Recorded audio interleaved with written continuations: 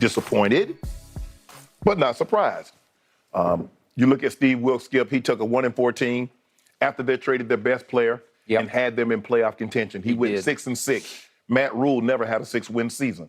He went 5-11, 5-12, and he started off 1-4, and Steve Wilks filled in and did a very, very good job. And I know what David Tepper said, he would give Steve Wilks consideration, but I don't believe he did.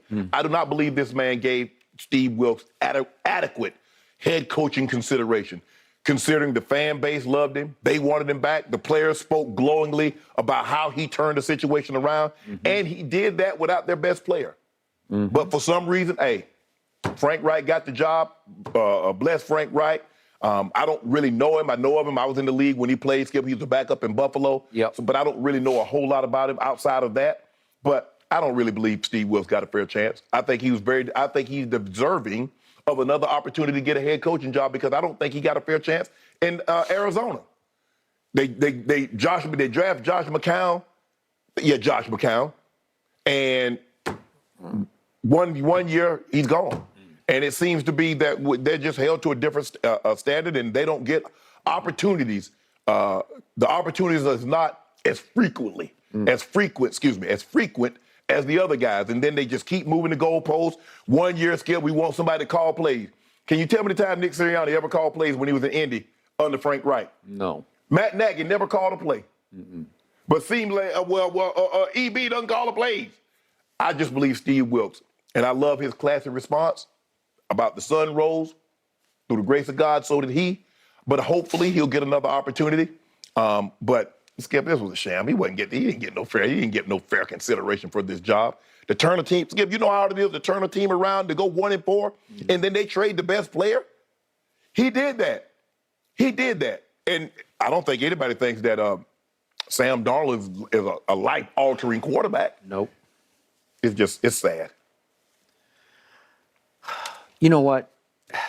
Not only is it sad, but you said you're not surprised. I got to tell you,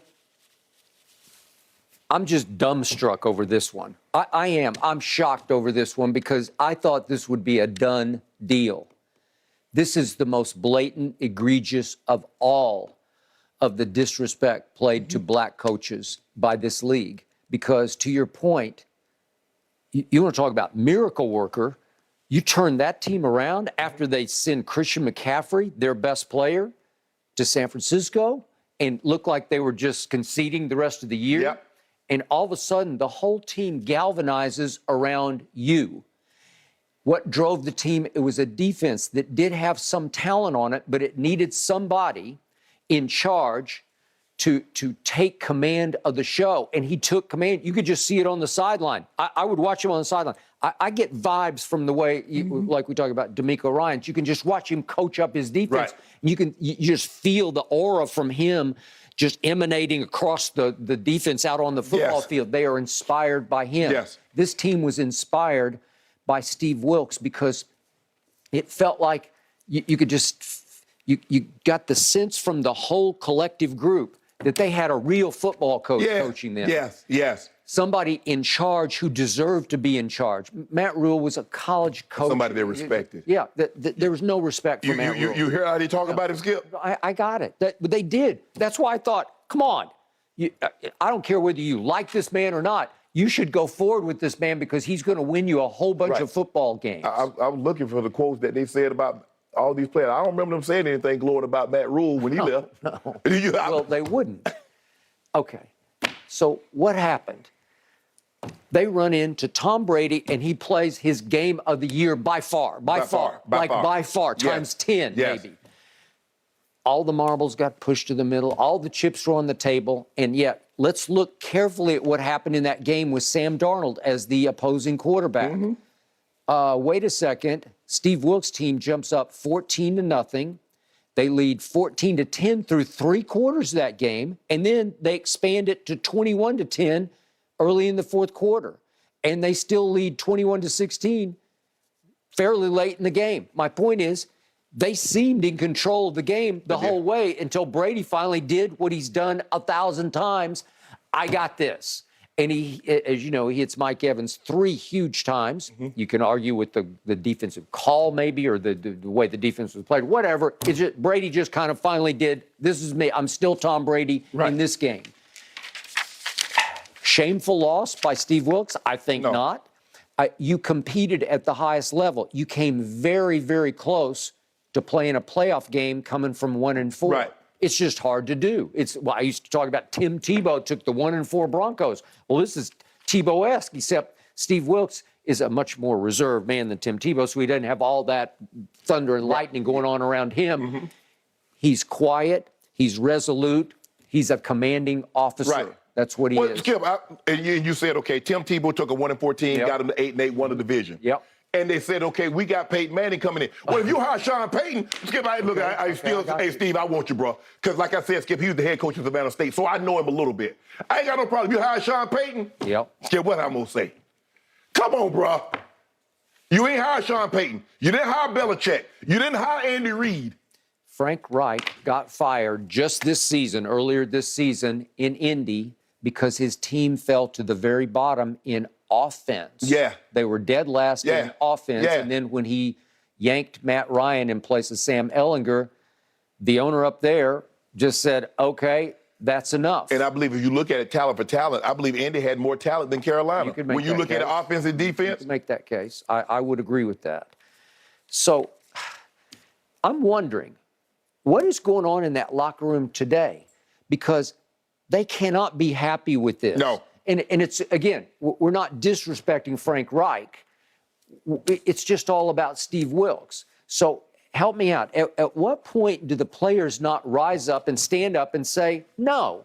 Because this is a situation, and forgive me if I'm going too far here, but this is like a boycott situation where I'd like to see them say, no, we don't want to play. We refuse. As a team, we have voted not to play next year or whatever it is. I know we're talking about everybody's money on the table, but wouldn't you like to see some form of protest here where you stand up as a football team and say, this is not acceptable to us? Skip, if you look at the star players of the defense, Derek Brown said, if you ask anybody in this locker room, we want Steve Wilks to be our next head coach. For us to be able to have Coach Wilks next year and finally have some stability around here. J.C. Horn retweeted what Shaq Thompson said, we ride with Coach Wilks. He came in here a true alpha, true leader. Guys follow him. He's done amazing. Look what he's been going through. Sam Darnold even, hey, I would welcome the opportunity for Coach Wilks to come back.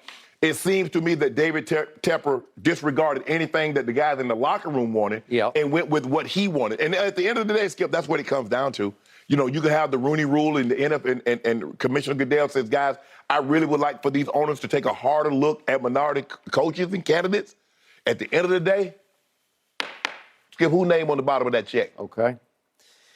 Okay, now I get to the quotes from Tony Dungy, who tried to put this in perspective, and you can accuse Tony, if you must, of being a little too objective and a little too reasonable and rational here, as he always is. But he did say it's disappointing because I thought Steve did an outstanding job. But he goes on to say, but you have to understand owners. He's building a franchise. He's building it on what he's looking for. He was looking to take advantage of offensive expertise. Frank has got that. He's developed some great offenses and great quarterbacks. David Tepper seems to be looking for that offensive energy, and Frank has that. Okay, I got it. What did you just say earlier? Okay. So was he an offensive guy in Indy when he was last in offense? So what was he then? Was he a mechanical engineer?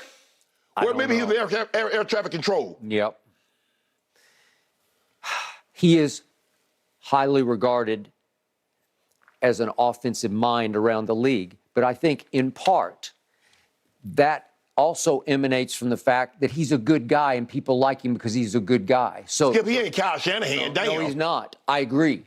And he did win the Super Bowl as the offensive coordinator for Nick Foles. But I think we see in Jacksonville, who runs the offense, doesn't Doug Peterson run the offense? Yeah, I believe Dougie P called that. Okay. He happened to be, I'm not saying that he didn't call, but Dougie P called that Super Bowl. Okay. So they had decent offenses in Indy, but they weren't, we never raved about it in here, right? No, we did not. Wow, okay. So if you told me that Steve Wilks had been retained as the head coach and Frank Reich had been hired as the offensive coordinator, I'd be pretty impressed. You might have a pretty good 1-2 punch there, right? But how can you take Steve Wilks out of an equation that worked at the highest level against all odds? Yeah. I don't know. So in the big picture, it's like, here we go again. I don't know. It's gone from bad to worse. Yeah. And in this case, it's once again, doesn't it just reek of, smack of, that they said they interviewed 9 candidates.